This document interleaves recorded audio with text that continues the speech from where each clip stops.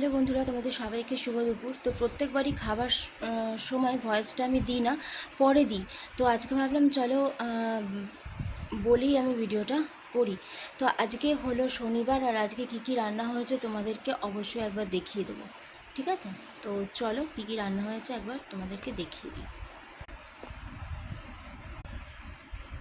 এখানে আছে ভাত। ভাতটা কখনো তোমাদের দেখাই, কখনো দেখাই না। আসলে ভাতটা তো হয় রেগুলার, কিন্তু দেখাই না, বাকি জিনিসগুলো তোমাদের দেখাই।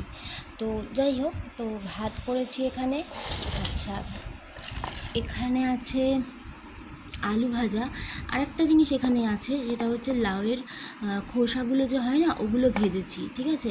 তো কারা কারা তোমরা এরকমভাবে লাউয়ের খোসা ভাজা খাও, অবশ্যই কিন্তু কমেন্ট করে জানাবে কেমন খেতে লাগে, ঠিক আছে? আমার তো খুব ভালো লাগে খেতে, আর তোমাদের কেমন লাগে সেটা অবশ্যই জানাবে।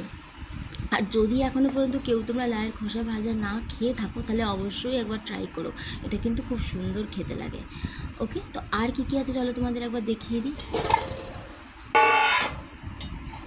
দেখো, এখানে আছে উচ্ছে ভাজা, উচ্ছে ভেজেছি এখানে।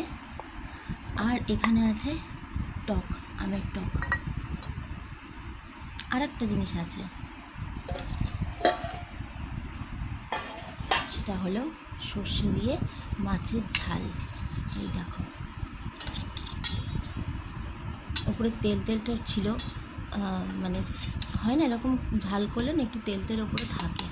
তো যাই হোক, তেল কিন্তু খুব একটা বেশি দিইনি, কিন্তু তবুও এরকম সর্ষের ঝাল করলে একটু তেলটা ওপরে ভেসেই থাকে।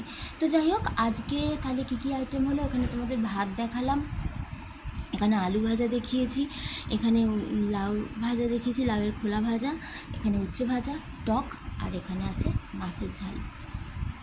ওকে, তো আজকের খাবার দাবারগুলো কেমন লেগেছে অবশ্যই কিন্তু তোমরা কমেন্ট করে জানাবে, ঠিক আছে? অবশ্যই কমেন্ট করে জানিও কিন্তু। তো চলো তাড়াতাড়ি খাওয়া দাওয়াটা কমপ্লিট করে নিই, তোমরা খাওয়া দাওয়া কমপ্লিট করে নাও। টাটা।